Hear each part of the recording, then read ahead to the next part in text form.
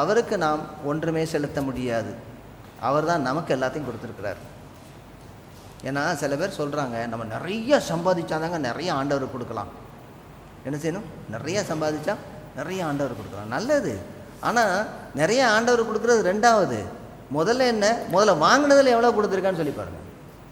நீங்கள் ஆண்டவருக்கு கொடுப்பதற்காக சம்பாதித்தோம் இல்லை, கர்த்தர் கிருபையாக தந்திருக்கிறார், அவ்வளவு காரியத்தையும் செஞ்சிருக்கிறார்.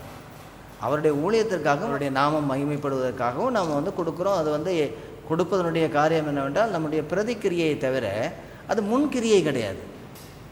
நம்ம கொடுப்பதனாலே திரும்ப கொடு. இந்த தப்பான உபதேசம் எங்கே கிடந்தா வந்துருச்சதில்லை. இந்த 3 சீட்டு போடுறேன், 1 வச்சா 3, 1 வச்சா 3 அப்படின்னு, 1 வச்சா 10.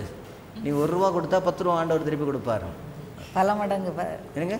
பல மடங்கு, 100 மடங்கு. இப்போ 300 ரூபா கொடுப்பாருன்றாங்க. எங்க? அவர் நம்மை சார்ந்திருக்கவில்லை. அவர் நமக்கு போஷிக்கிறவர், நமக்கு கொடுக்கிறவர். நாம் அவரை போஷிக்கவில்லை.